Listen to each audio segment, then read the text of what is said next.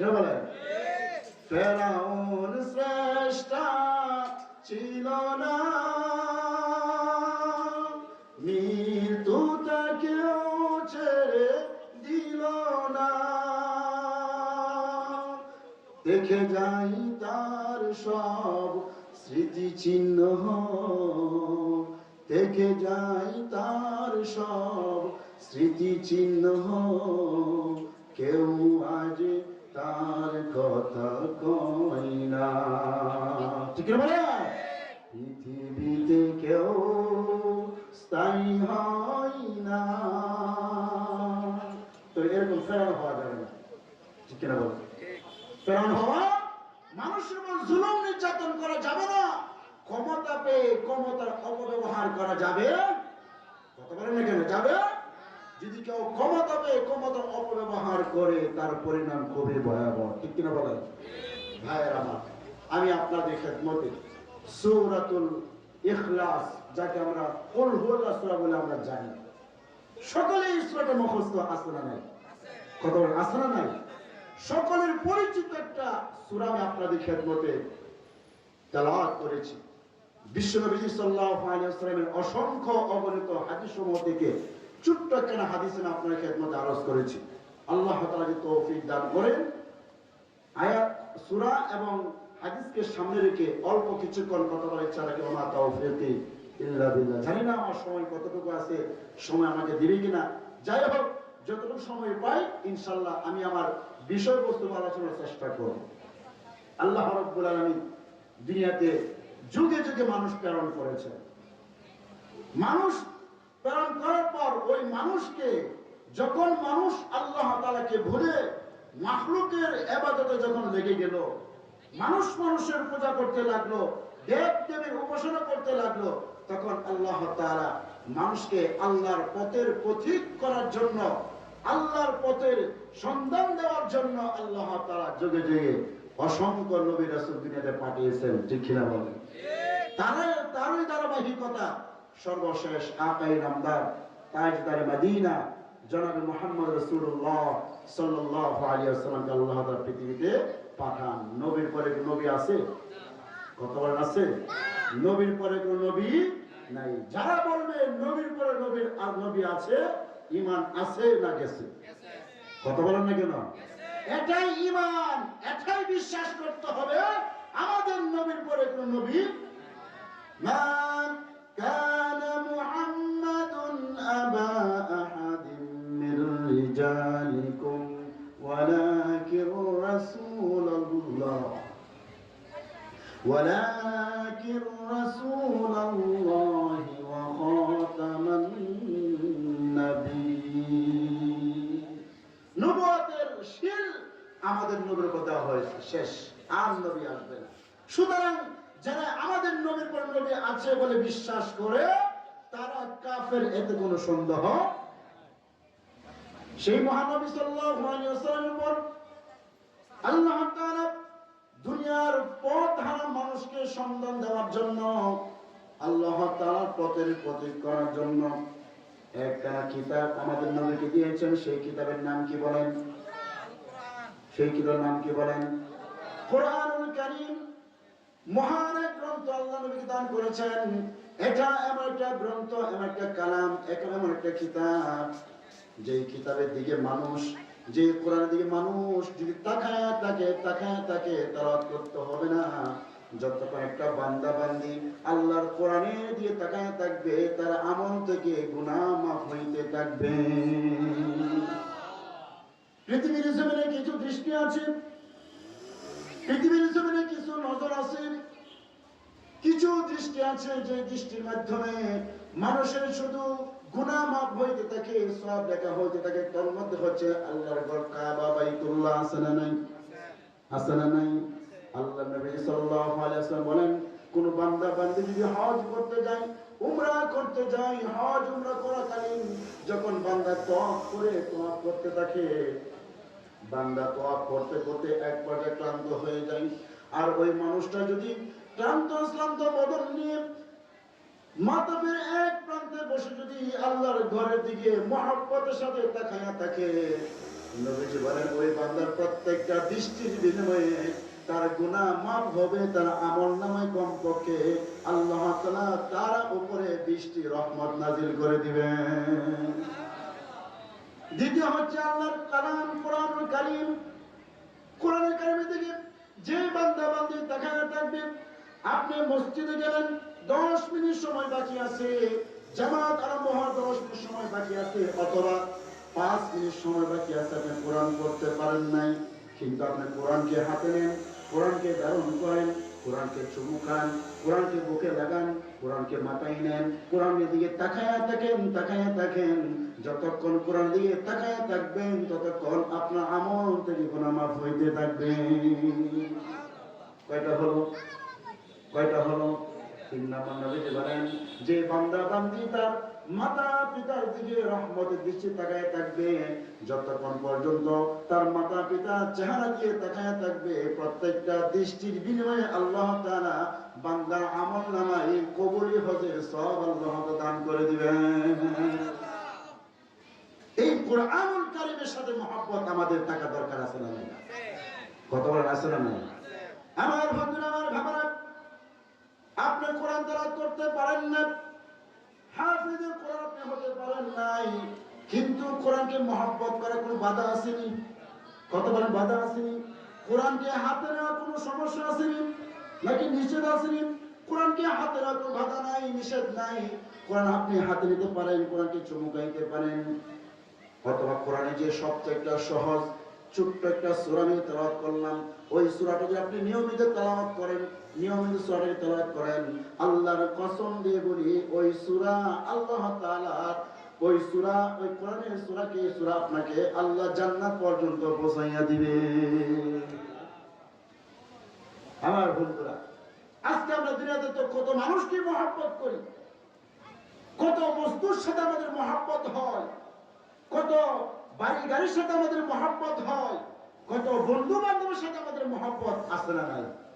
কত বলেন আছে না নাই? সব মহব্বত বিচ্ছেদ হয়ে যাবে, সব কিছু আছে যতক্ষণ আপনার দেহে শক্তি আছে, যতক্ষণ আপনার মহব্বত ভালোবাসা আছে ততক্ষণ। ঠিক কিনা বলেন? আপনার শরীরে শক্তি নাই, টাকা নাই, অর্থের আপনার শক্তি নাই, অর্থ নাই, টাকা নাই, শরীর শক্তি নাই, তখন দেখবেন বন্ধু বান্ধব দিন দিন আপনার দিকে দূরে সরে যাইতেছে।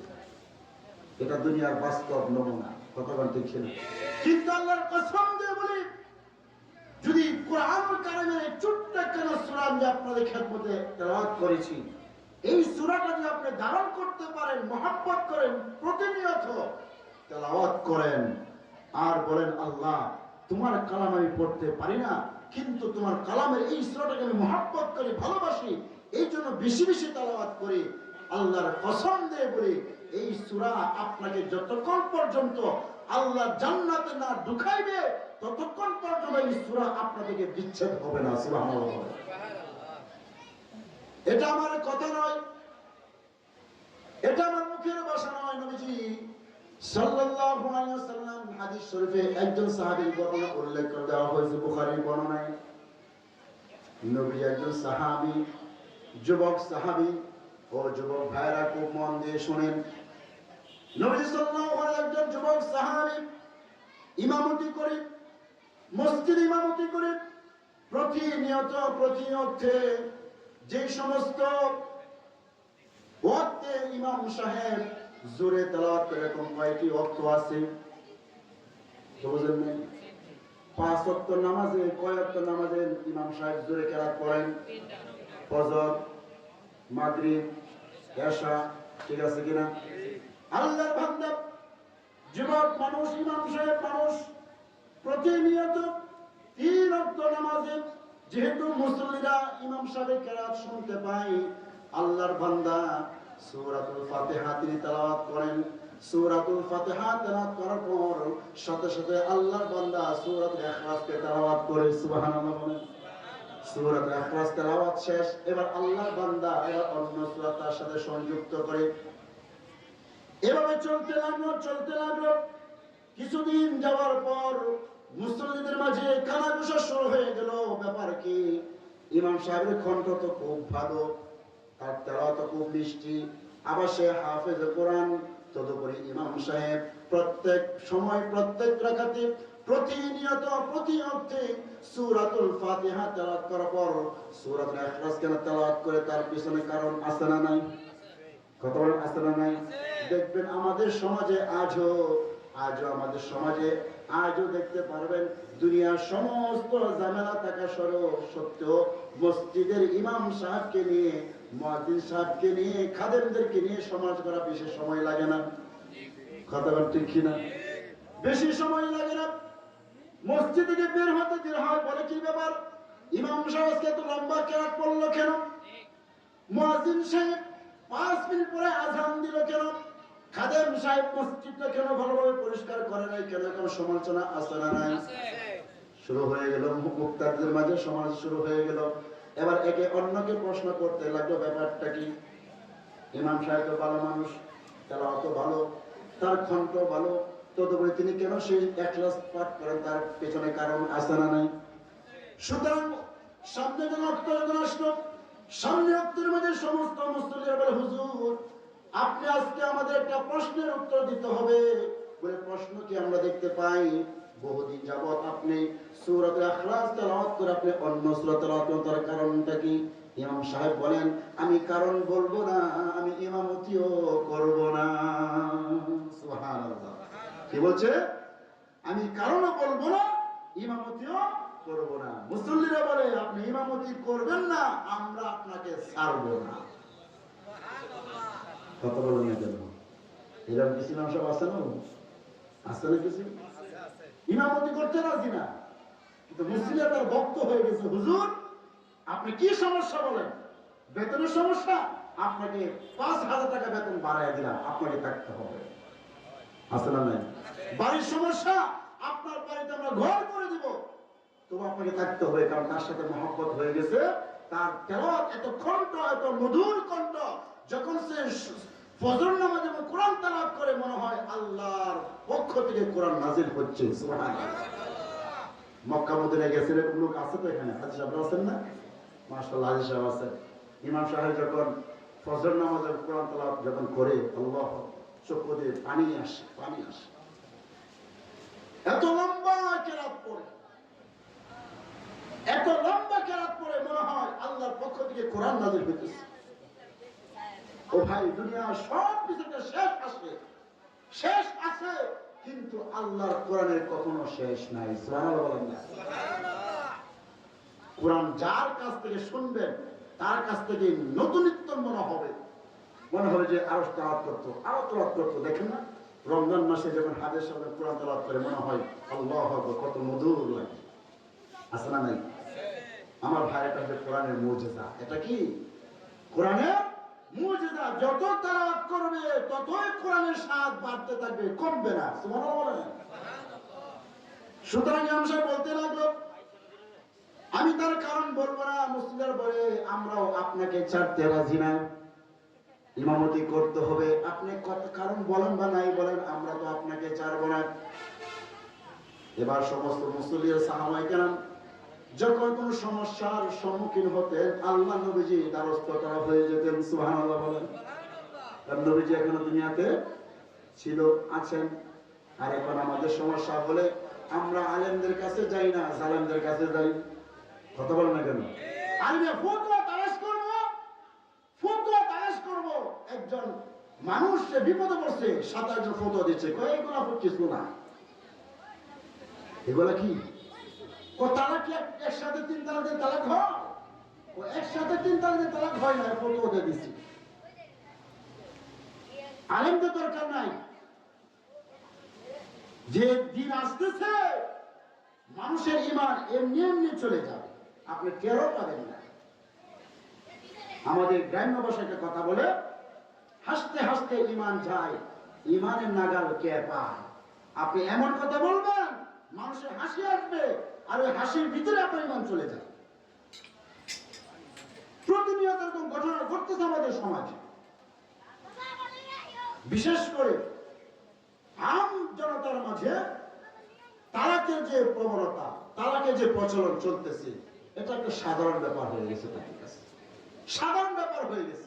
আগে 2 তালাক দিছে, যেভাবে হোক আবার 1 তালাকের মালয়েশিয়া এখনো আছে, 3 তালাক দেয় নাই, 2 তালাক দিছে। এখন ইমাম সাহেবের কাছে গিয়া বা মুফতি সাহেবের কাছে গিয়ে যেভাবে হোক এটা আবার সে ফিরে আনছে, আবার নতুন আবার 3 তালাক দিচ্ছে। বাবা 2 তালাক দিল, এখন আমার তো 1 তালাক বাকি আছে। বিভিন্ন ভাবে তারা এরকম যুক্তি পেশ করে। ভাই, যুক্তিতে মুক্তি নাই, যুক্তিতে ইসলাম নয়। ইসলাম আপনাকে মানতে হবে কোরআন এবং হাদিস দিয়ে। কথা বলেন ঠিক কিনা? যুক্তি দিয়ে ইসলাম আপনি মানলে আপনার ইমান থাকবে। যে যুক্তি জীবন মানতে হয়, আপনি বায়ু ত্যাগ করছেন, এরকম সমস্যা হয় না আমাদের? আমাদের বায়ু আসে না, উজুকি থাকবো না যাইব। আর আপনি যুক্তি হলো যেই জায়গায় দিয়ে বায়ু বের হয়েছে ওই জায়গাকে ধৌত করা, কিন্তু ওই জায়গায় কেউ ধৌত করে? কত ধৌত করে? কি করে? সে উজু করে। এখানে যুক্তি চলবে না, যুক্তি দিয়ে ইসলাম নয়। ইসলাম হচ্ছে কোরআন এবং হাদিস দিয়ে। কথা বলেন ঠিক কিনা? আমার বন্ধুরা, আমার খবরের সাহাবায়ে কেরাম আল্লাহ নবীজির কাছে গেলেন, বলি ইয়া রাসূলুল্লাহ, ইয়া হাবিবাল্লাহ, আপনার অমুক সাহাবী যিনি আমাদের মসজিদের নিয়মিত ইমামতি করেন, তিনি প্রতি ওয়াক্তে সূরাতুল ইখলাস তেলাওয়াত করে অন্য সূরাতের আয়াত তিনি পাঠ করেন, তার কারণটাকে আমরা জানতে চাই। নবীজি সাল্লাল্লাহু আলাইহি ওয়াসাল্লাম ওই সাহাবীকে ডাকলেন, বলেন, সাহাবী রে, তোমার বিরুদ্ধে এরকম অভিযোগ এসেছে, কথা কি সত্য না মিথ্যা? এবার বলেন তো সাহাবী, কি সত্য বলবে নাকি মিথ্যা বলবে? কারণ মিথ্যা বলে তার কোনো সুযোগ নাই, আল্লাহর নবীকে জানিয়ে দিবে কে? এবার সাহাবী বলে, ইয়া রাসূলুল্লাহ, অবশ্যই এরকম করে তুমি কেন করো, তার কারণটা কি? সাহাবী বলে, ইয়া রাসূলুল্লাহ, ইয়া হাবিবাল্লাহ, বহুদিন যাবত আমি এই আমলটি করে আসছি, আমি কারো কাছে বলতে রাজি না, কিন্তু যেহেতু আপনি আমাকে জিজ্ঞাসা করেছেন, অবশ্যই আমি আপনার কাছে আমাকে বলতে হবে। ওগো আল্লাহর পয়গম্বর, আমি প্রতিনিয়ত প্রত্যেক রাকাতে সূরাতুল ইখলাস তেলাওয়াত করে অন্য সূরা তেলাওয়াতের জন্য আমি এই সূরাতুল ইখলাসকে আমি ভালোবাসি। সুবহানাল্লাহ বিহামদিহি। দেখছেন না, সাহাবীরা ভালোবাসে কোরআনকে, আর আমরা ভালোবাসি মাখলুককে। আছে না নাই? নবীজি বলেন, সাহাবীরা তুমি কোরআনকে ভালোবাসো। কোরআনের মাঝে আল্লাহ রাব্বুল আলামিন 114 খানা সূরা দিয়েছেন। 114 খানা সূরার মাঝে সূরাতুল ইখলাসকে তুমি কেন ভালোবাসো, তার কারণটা কি? সাহাবী বলে, ফিহি সিফাতুর রহমান। ও আল্লাহর পয়গম্বর, এই সূরাতুল ইখলাসের মাঝে আল্লাহ তাআলার গুণগান বর্ণনা করা হয়েছে। কুল হুয়াল্লাহু আহাদ, বলেন, কুল হুয়াল্লাহু আহাদ, আল্লাহুস সামাদ, লাম ইয়ালিদ ওয়া লাম ইউলাদ ওয়া লাম ইয়াকুল লাহু কুফুয়ান আহাদ। সাহাবী বলেন, ইয়া রাসূলুল্লাহ, ফিহি সিফাতুর রহমান, এই সূরার মাঝে রহমানের গুণগান বর্ণনা করা হয়েছে। কারণ সমস্ত নাস্তিক, সমস্ত মুশরিকরা আল্লাহর সাথে সন্তান সাব্যস্ত করে। আল্লাহ নাকি সন্তান আছে, বলে আল্লাহ কি সন্তান আছে? আল্লাহর বিবি আছে, আল্লাহর বাবা আছে, আল্লাহ কি কোনো বংশধর কোন লোক আছে কিনা? এই জন্য সূরা ইখলাসে বলা হয়েছে, নবী বলেন, কুল হুয়াল্লাহু আহাদ, নবী বলেন, আল্লাহ এক, অদ্বিতীয়, আল্লাহুস সামাদ, আল্লাহ কারো মুখাপেক্ষী নয়, অমুখাপেক্ষী, লাম ইয়ালিদ ওয়া লাম ইউলাদ, তিনি কোন সন্তান জন্ম দেন নাই, তিনি কারো কাছে জন্মগ্রহণ করেন নাই, ওয়া লাম ইয়াকুল লাহু কুফুয়ান আহাদ, দুনিয়ার কোন ব্যক্তি মাখলুক আল্লাহর সমকক্ষ হতে পারে না। যেহেতু এই সূরার মাঝে আল্লাহর গুণগান বর্ণনা করা হয়েছে, বিদায় আমি এই সূরাকে বেশি বেশি তেলাওয়াত করি। নবীজি বলেন, সাহাবী, তুমি এমন একটা সূরাকে তুমি বেছে নিয়েছো, এমন একটা সূরাকে বেছে নিয়েছো, এমন একটা সূরাকে তুমি মহব্বত করো, বেশি বেশি তেলাওয়াত করো, তবে আমি বিশ্বনবী তোমাকে সুসংবাদ দিই, তুমি জেনে রাখো, হুব্বুকা ইয়াহা আদখালাকাল জান্নাহ। ও সাহাবী, তুমি যেহেতু এই সূরাকে মহব্বত করো, আমি নবীজি সাক্ষী দিচ্ছি, এই সূরাকে মহব্বত করার কারণেই আল্লাহ তাআলা তোমাকে জান্নাত দিবেন। সুবহানাল্লাহ। ও ভাই, শুধু তাই নয়, যে ব্যক্তি সূরা ইখলাস একবার তেলাওয়াত করবে, নবীজি বলেন 10 বার পারা কোরআন পড়া সওয়াব তার আমলনামায় লিখে দেওয়া হবে। 2 বার পড়লে 20 পারা, 3 বার পড়লে পরিপূর্ণ 1 খতম তেলাওয়াত করলে একবার 30 পারা কোরআন পড়ে যে সওয়াব, এই সওয়াব আপনি আমলনামায় দান করে দিবেন কে? বেশি তেলাওয়াত করবেন তো, সুযোগ পাইছেন বস কোরআন তেলাওয়াত করেন, কুল হুয়াল্লাহু আহাদ করেন, গানে টান দিয়েন না, মোবাইল হাতে দিয়ে সময় নষ্ট করেন না। জান্নাতে যাওয়ার পর মানুষ দুনিয়ার ধন সম্পদের জন্য সে আফসোস করবে না, গাড়ি বাড়ির জন্য আফসোস করবে না, টাকা পয়সার জন্য আফসোস করবে না, একটাই আফসোস করবে যেই সময়টা সে আল্লাহর জিকির ছাড়া সে অতিবাহিত করেছে। এজন্য আমার বন্ধু, আমার ভাবনা, এই সূরার অনেক ফজিলত রয়েছে। একজন গ্রাম্য সাহাবী নবীর কাছে এসে বলে, ইয়া রাসূলুল্লাহ, ইয়া হাবিবাল্লাহ, আপনার কাছে একজন দেওয়া আছে, দেও। গ্রাম্য মানুষ তো তার শিক্ষা দীক্ষা নাই, কার সাথে কেমন ব্যবহার করতে হবে তার কোনো শিক্ষা দীক্ষা তার মাঝে নাই।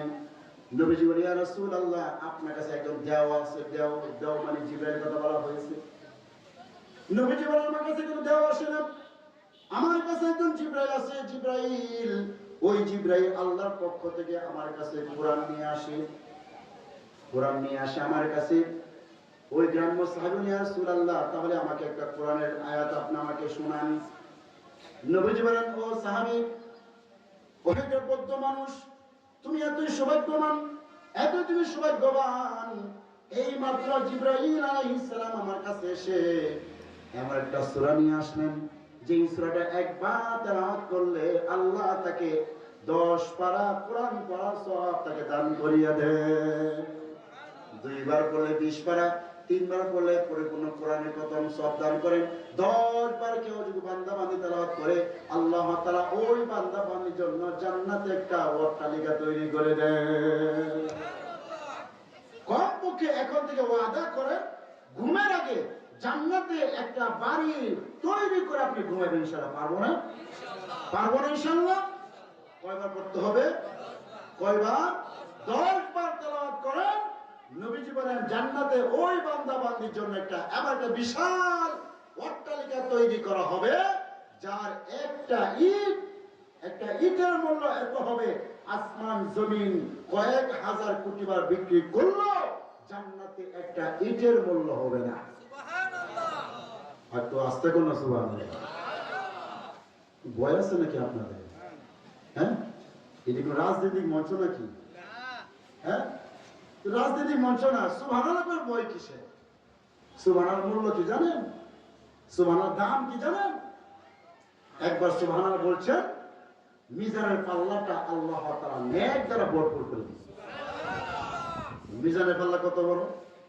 নবীজি বলেন, সপ্তম আকাশ সপ্তম জমি যদি এক পাল্লায় রাখা হয়, মিজানের পাল্লাটা ভরপুর হবে না। এত সুবহানাল্লাহ কইতেন না? কেন কেন সুবহানাল্লাহ বাড়িতে দেখবেন, যেহেতু আপনাকে আইডিয়া যেতে আল্লাহু আকবার। ইসলামের দেখেন কি বিধান। একবার সুবহানাল্লাহ বললেন, আলহামদুলিল্লাহ বললেন, আল্লাহু আকবার বললেন, লা ইলাহা ইল্লাল্লাহ পাঠ করলেন, প্রত্যেকটা বাক্যের বিনিময়ে আপনার জন্য জান্নাতে একটা গাছ, একটা বৃক্ষ রোপণ করা হইতেছে। সুবহানাল্লাহ। যে বৃক্ষের ছায়া অতিক্রম করার জন্য একটা দ্রুতগামী ঘোড়া যদি 500 বছর দৌড়ায়, ওই বৃক্ষের ছায়াকে অতিক্রম করতে পারবে না। জান্নাত কত বড় তাহলে একটু বলি। জান্নাত কত বড় হবে একটু বলি। কথা বলছেন আপনারা? জান্নাতটা কত বড় হবে আমি আপনাদের একটু বলি, শুনবেন? কষ্ট হবে ভাই? আমরা তো ব্যবসা করি না? এখানে অনেক ব্যবসায়িক মানুষ আছে। ব্যবসায়িক মানুষ ব্যবসাতে কখন সে আগ্রহ হয়? যখন সে ব্যবসাতে কি দেখে?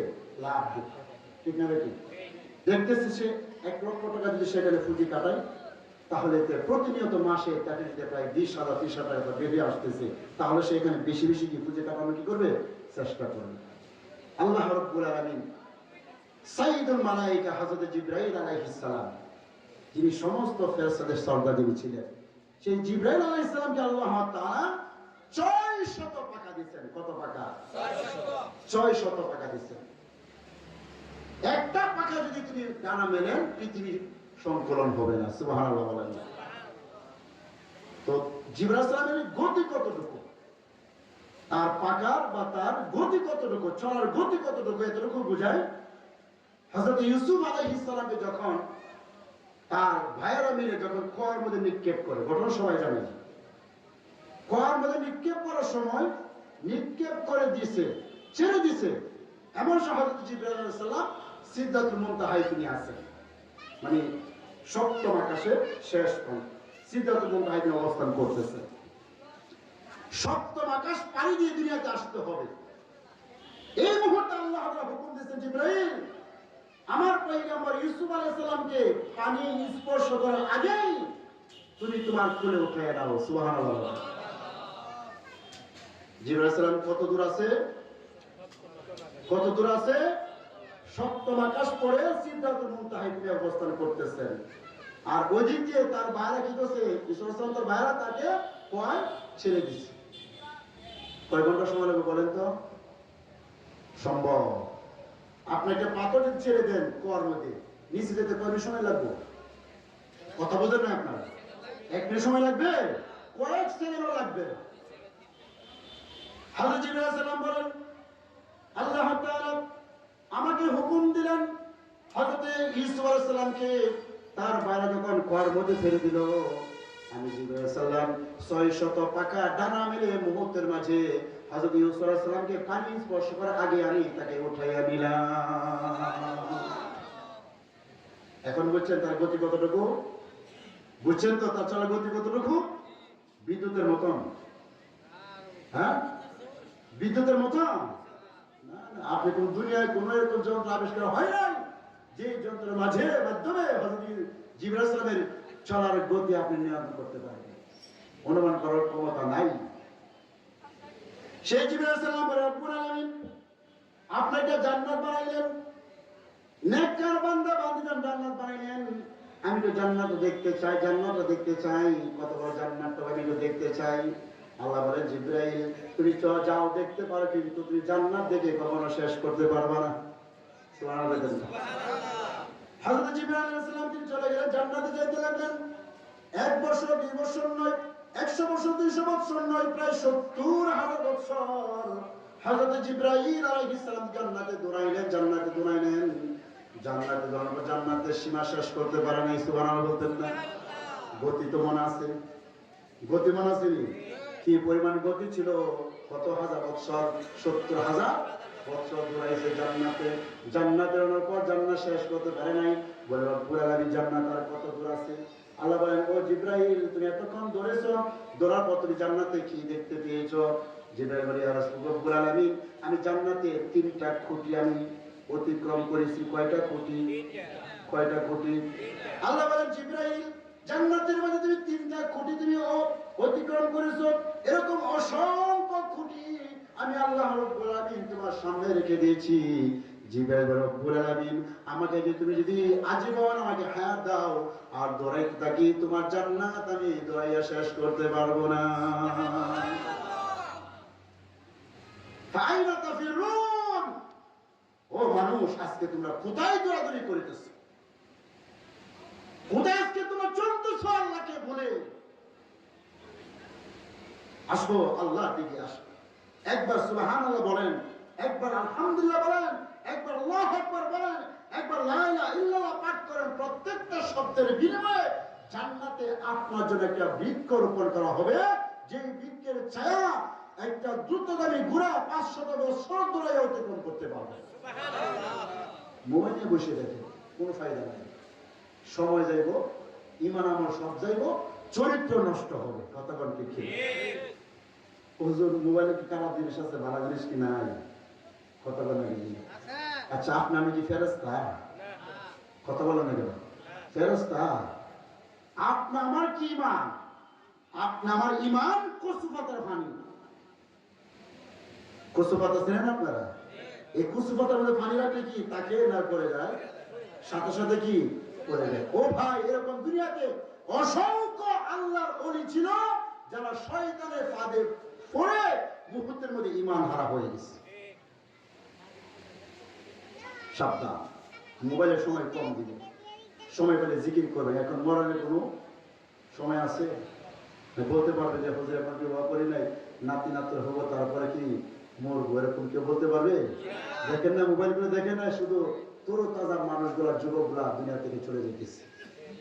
ওই যুবক 7 বছর 8 বছর 10 বছর প্রবাসী জীবন যাপন করলো, বাড়িতে সুন্দর রং বেরঙের দল বানাইল, কত আশা, বাড়িতে এসে বিবাহ করবে, সব কিছু ঠিকঠাক। যেই দিন বিবাহ হবে এর আগের দিন অ্যাক্সিডেন্ট করে দুনিয়া থেকে চলে গেল। ঘটনা ঘটতেছে না? ঘটতেছে না?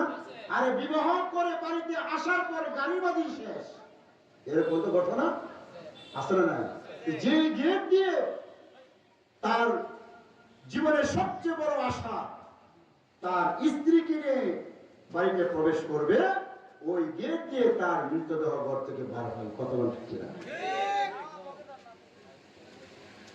চোখেরই পলকে তুমি হতে পারো লাশ, বন্ধ হবে চিরতরে তোমারই নিঃশ্বাস, হবে এলাম তোমারই নাম মসজিদের মাইকে, হবে এলাম তোমারই নাম মসজিদের মাইকে, বাড়িওয়ালার নাই রে বাড়ি, নাই রে দুনিয়াতে, বাড়িওয়ালার নাই রে বাড়ি, নাই রে দুনিয়াতে। ঠিক কিনা বলেন? চোখেরই পলকে তুমি হতে পারো শেষ। ঠিক কিনা বলেন? কারো কোনো গ্যারান্টি আছে? এবার একটা মোবাইলের কোনো গ্যারান্টি আছে? গ্যারান্টি আছে না? 1 বছর 2 বছর 5 বছর কি আছে? গ্যারান্টি দেয়।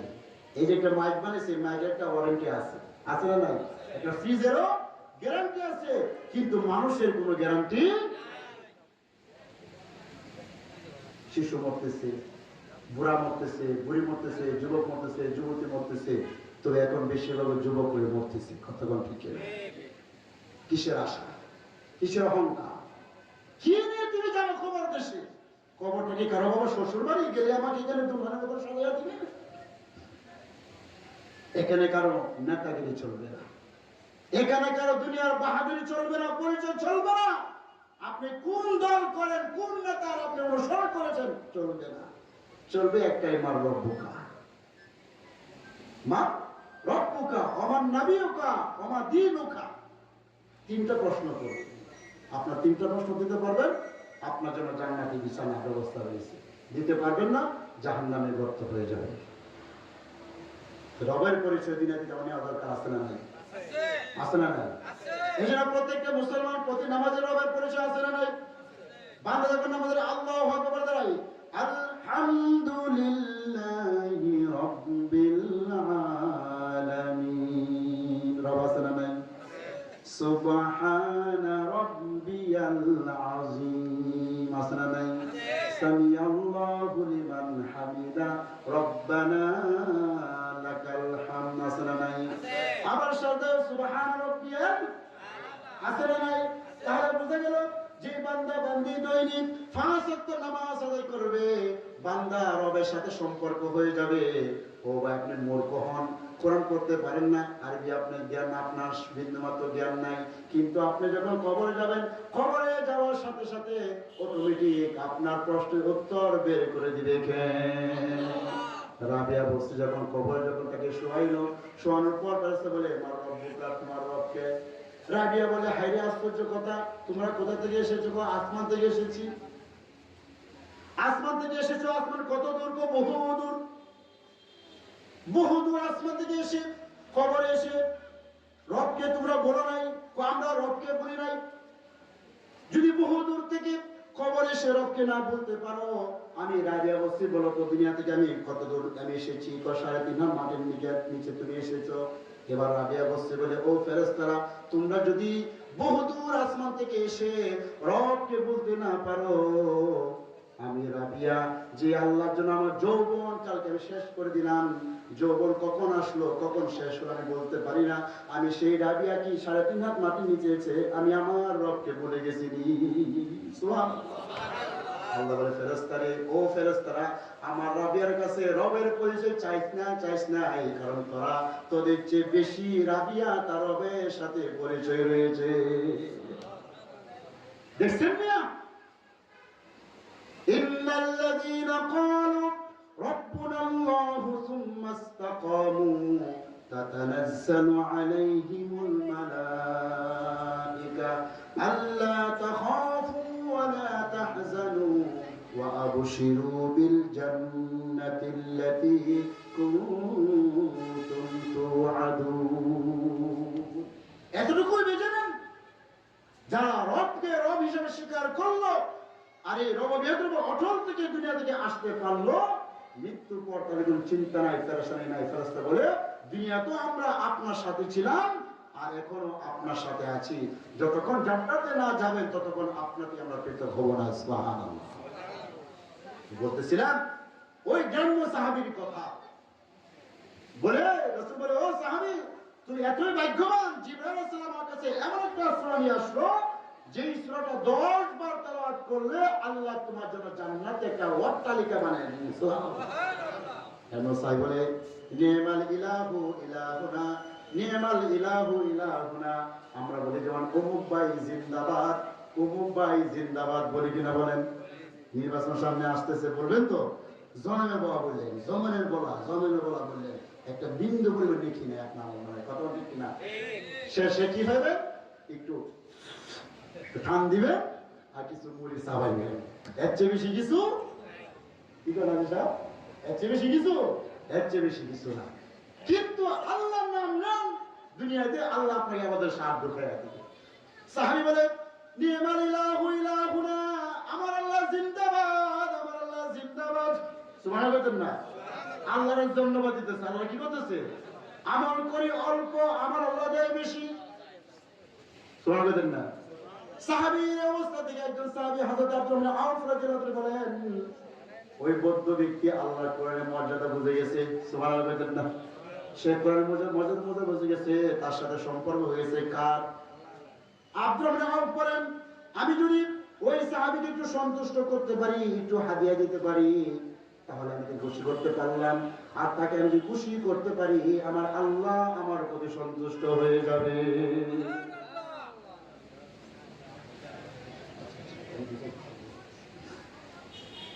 সাহাবী বলেন আমি নবীকে জিজ্ঞাসা ইয়া রাসূলুল্লাহ আমি তাকে একটু হাদিয়া দিতে চাই আপনি আমাকে অনুমতি দেন বলে কেন সাহাবী বলেন ইয়া রাসূলুল্লাহ যেহেতু সে আল্লাহর কোরআনের মর্যাদা সে বুঝেছে আল্লাহর কোরআনের গুরুত্ব সে বুঝেছে মহত্ব সে বুঝেছে এখন আমি তাকে আমি খুশি করতে পারি তাকে আমি কিছু হাদিয়া দিতে পারি তাহলে আমার আল্লাহ খুশি হয়ে যাবে নবী বলেন সমস্যা নেই তুমি তাকে হাদিয়া দিয়ে দাও এবার সাহাবী আব্দুল্লাহ ইবনে আউফ রাদিয়াল্লাহু আনহু তিনি বাড়িতে চলে গেলেন তার একটা লাল একটা উটনি ছিল আরবের মানুষের কাছে সবচেয়ে বেশি প্রিয় প্রাণী হচ্ছে লাল উটনি গর্ভবতী উটনি ছিল ওই সাহাবী তার বিবি বলে ও বিবি গো যেহেতু তুমি তো উটের পিছু তোমার শ্রম আছে না নাই আমার বাড়িতে গরু আছে আমার একাই শ্রম নাকি আমার বিবি সাবারও আছে কথা বুঝেন না আপনার বাড়িতে গরু আছে ছাগল আছে আপনি একা শ্রম দেন নাকি আপনার বিবিও শ্রম দেন কথা বুঝেন আপনারা বিবিকে জিজ্ঞাসা করো বিবি